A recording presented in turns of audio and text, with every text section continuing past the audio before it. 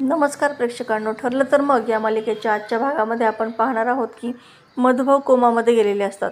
सायली त्यांच्या काळजीने खूप व्याकुळ झालेली असते आणि एकीकडे मनामध्ये रागसुद्धा असतो आणि कुठेतरी खात्री असते की हे सगळं महिपतने केलं आहे. ती रागातच महिपतच्या घरी जाते आणि महिपतला चांगलीच धमकावते. माझे मधुभाऊ आत्ता कुठे नव्याने आयुष्य जगत होते, पण तुला ते सुद्धा देखावलं नाही. आज माझ्या मधुभाऊंची अवस्था ही फक्त तुझ्यामुळे झालेली आहे. तुझ्यामुळे ते कोमामध्ये गेलेले आहेत. तुझी मुलगी जी काही वागली त्याची शिक्षा तिला मिळाली आहे. कसला सूड उगवतोयस तू आता आमच्यावरती, असं ती त्याला धमकावते. महिपत त्याच्या मुलीचं नाव ऐकल्यानंतर अजूनच चिडतो. माझ्या मुलीला मध्ये घ्यायचं नाही, तिचं नाव घ्यायचं नाही, असं धमकावत तो सायलीच्या गळ्यालाच हात लावणार.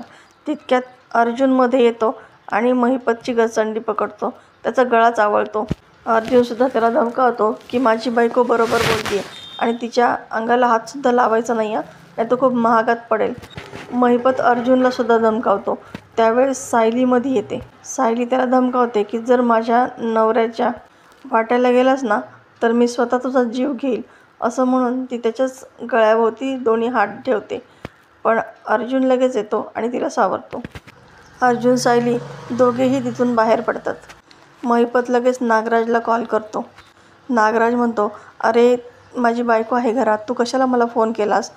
तुझी बायको घरात आहे, मग मी काय करू? आपल्या दोघांचा काही लफडा चालू आहे का? आधीच माझं डोकं खूप तापलं आहे.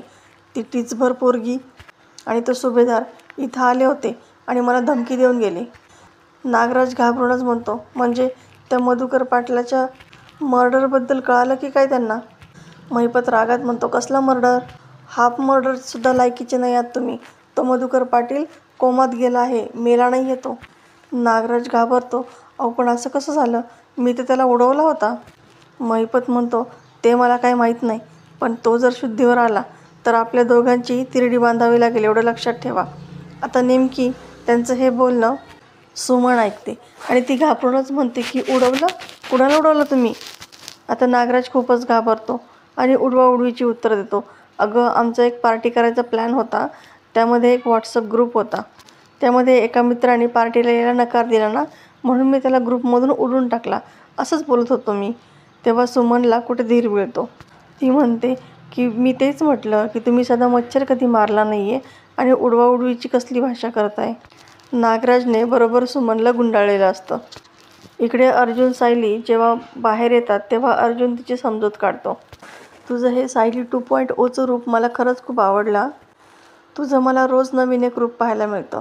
म्हणजे महिपतच्या धमक्यांना घाबरून मला पदराला बांधून ठेवणारी तू आणि त्याच महिपतला आज माझ्याबद्दल वेडंवाकडं बोलताना ऐकल्यानंतर त्याला धमकावणारी तू.